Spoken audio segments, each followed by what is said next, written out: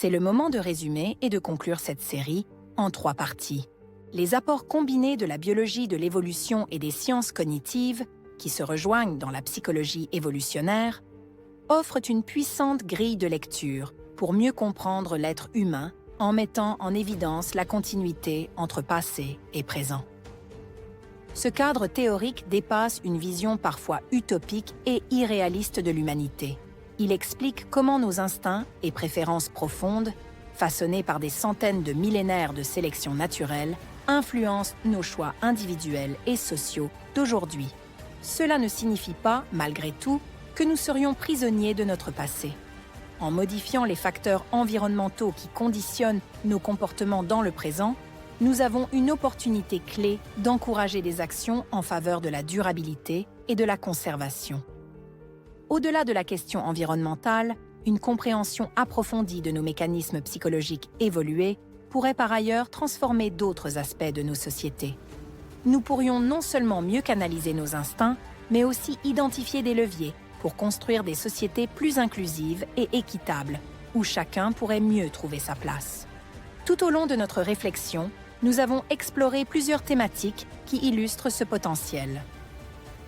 Les hommes privilégient souvent la beauté, associée à la fertilité, tandis que les femmes valorisent le statut et les ressources, synonymes de sécurité.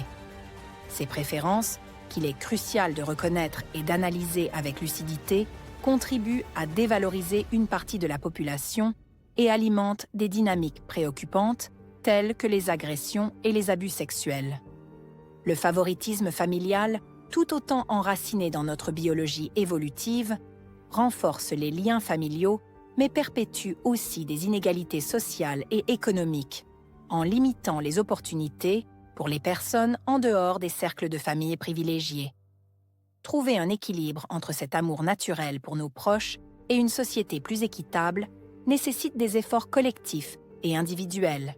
Notre nature profondément sociale, qui a longtemps favorisé la cohésion et la survie dans des groupes restreints, se heurte aujourd'hui à la complexité des interactions modernes à grande échelle, générant anxiété et isolement dans un contexte d'hyperconnectivité et de comparaison incessante.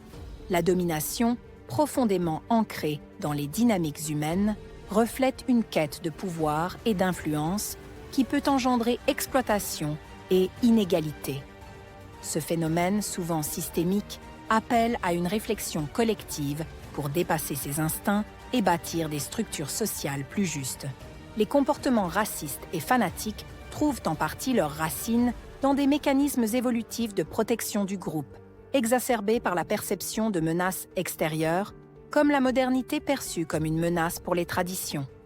Ces dynamiques peuvent parfois mener à des actions violentes et destructrices, exploitant frustration et désespoir pour recruter. Comprendre ces mécanismes est essentiel pour prévenir leur escalade et promouvoir des réponses efficaces et humaines. Bien que profondément ancré dans les dynamiques sociales humaines, le besoin d'appartenance à un groupe s'exacerbait en exclusion injuste et cruelle, allant du rejet des personnes transgenres au harcèlement scolaire, en passant par des violences paroxystiques comme le massacre de 1995 à Srebrenica.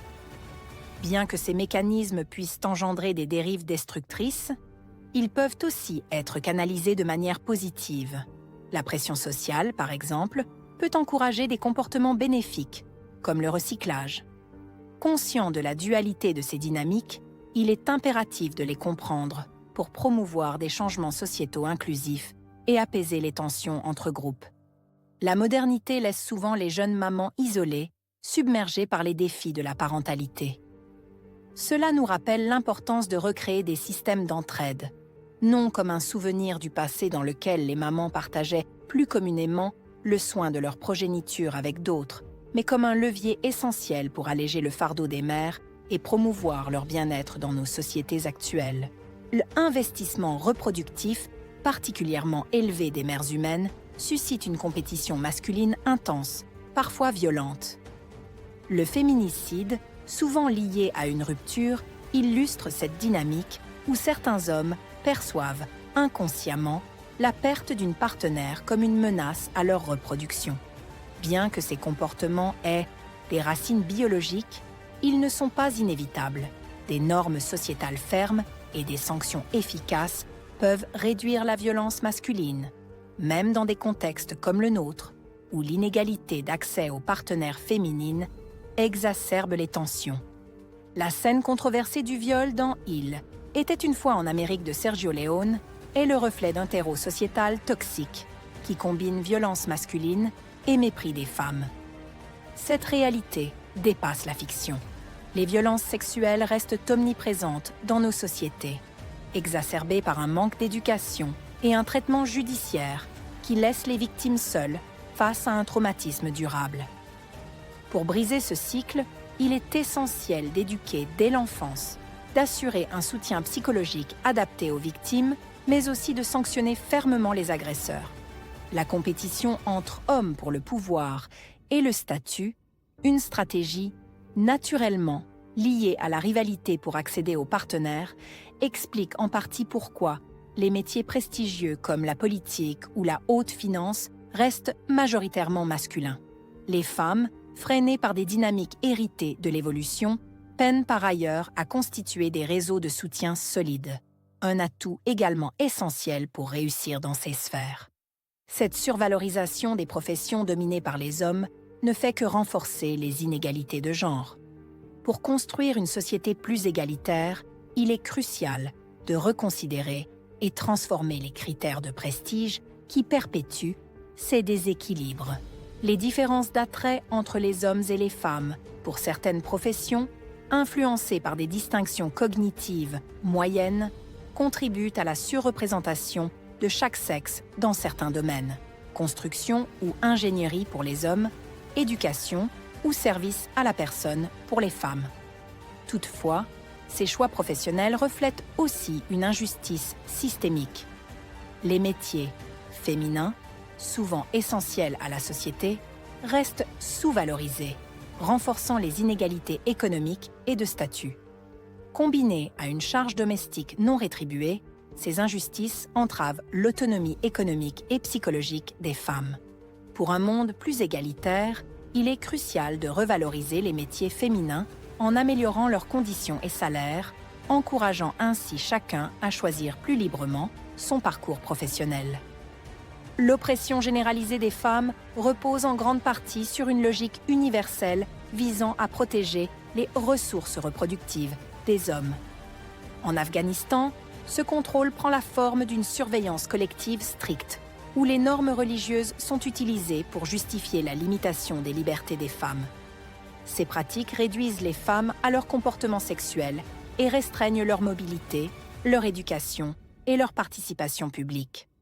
Les transgressions sont sévèrement punies.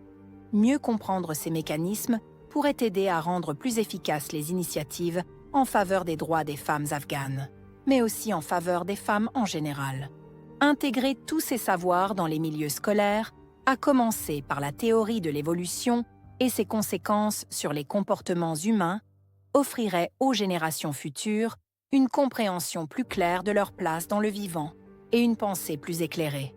Plus largement, adapter les politiques publiques à la lumière des recherches en psychologie évolutionnaire et en sciences cognitives permettrait de concevoir des mesures plus efficaces, adaptées aux réalités comportementales des individus.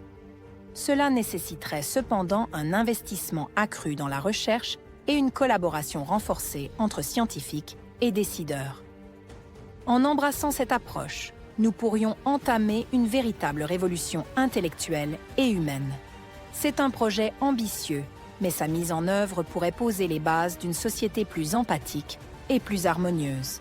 L'espoir est à portée de main si nous avons le courage de commencer dès aujourd'hui.